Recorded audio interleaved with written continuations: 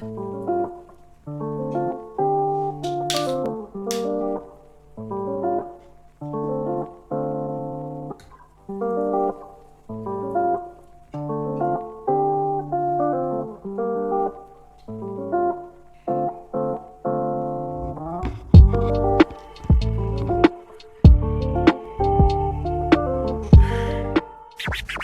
what's going on YouTube? It's Marvelous, and I'm here to give my opinion today. So, I want to still continue to discuss communication, but I want to approach it from the emotional aspect.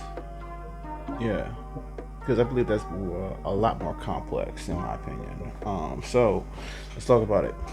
People, everyone for the most part, can speak from their emotions. Communication gets broken down because emotions are about change, and changing your perspective, changing your views, changing your attitude. It just changes you in general. Emotions are just there to change things in general, especially language. If it's how you are able to decipher things from the forefront of your mind, from your emotional perspective, you're going to be changing even the language. In the English language, we have words that have meaning. Of course we do. That's rational. But what becomes irrational is when we start to use words and start to give the word subjectivity, give it its own meaning, based on the person, the context, and all the things that go with it. We change it, and it's like an emotional language at that point. It's not to say that it can't be understood. It can be understood, but it just depends on the type of audience. So, shoot, I mean, I would say a good example would be like probably if you listen to hip hop or poetry or anything of that. Poetry, good. You listen to poetry.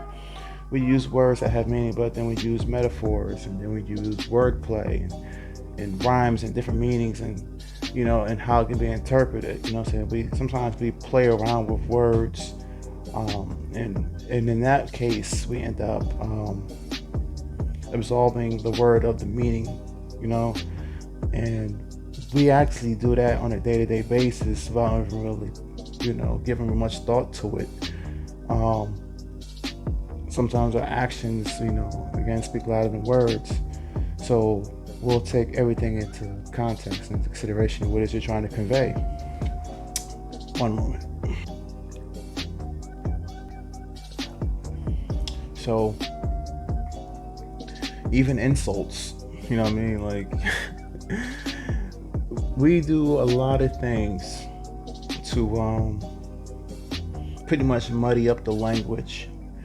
And I'm starting to realize that going forward, when I'm listening to a lot of different debates and discussions being had in the breakdown of communication, I even realize that sometimes when there's a debate, they have to go over, what does this word mean to you? What does this word mean to me? Kind of thing. I see, taking words personal, and you make it an interpersonal thing.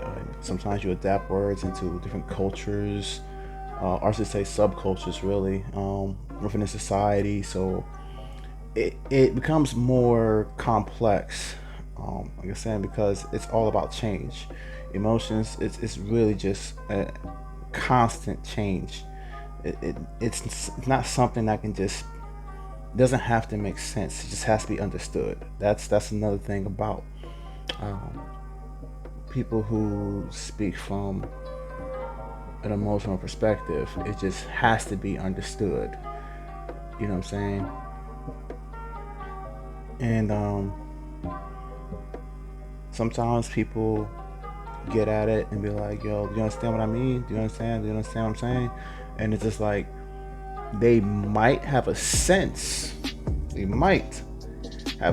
what you mean, but they're not going to really fully grasp the gravity of what it is that you mean, because who can feel how another person feels? They may be able to relate, and that's what I mean by they have a sense. They might have a sense of what you mean. So you look for people who relate to how it is you feel, and you guys are actually communicating feelings with one another, not just words. So, and I think that's how a lot of cultures, or as I say, subcultures, end up being created in a sense, because people not only want to be around something that's familiar in the sense of the image, but also what feels familiar. You know, people, you can just tell. You know, whether something is familiar or not, and it's not just off of what it looks like, but what it feels like to them. This is all part of communication. How do we communicate with one another? So, I guess that's all I really wanted to say. As a part two to my communication, this is not going to be a long video at all. I'm super tired, so I got my coffee ready for this one. Yeah, let me just see. Let's wrap things up real quick. So, it's always going to be some type of change. It doesn't have to have a meaning. It just has to be understood. So, what the does that mean, Kobe Bryant? And I know that kind of sounds contradictory. It's like, what do you mean? Again, as I said before, we use words all the time that are completely out of context. So the meaning of the word, the construct, is irrelevant to what's trying to be expressed through an emotion using a word. But it's more of them trying to say to you, do you understand how I feel with these words? It's the best interpretation I can express in this form. And it's like I said, I personally don't like communicating that way, because a lot of things can get lost and confused. Inconsistencies. It basically ignores all the rules when you communicate that way. It's very different. It's not to say that it's right or wrong. It's just different. That's all. But that's really all I want you guys to take from this. When it comes to the emotional way of conveying conversation and things of that such. Just something to put in your, I guess, store in the back of your mind, and be conscious of, things. You can probably test it out for yourself, and, be aware of what's happening. Even when you watch certain debates and you start to see and break down, like, okay, I can see how this person is actually trying to convey themselves, and why that person, is not receiving it well. So, but that's all I gotta say, guys. Take care. Peace and love. I am out.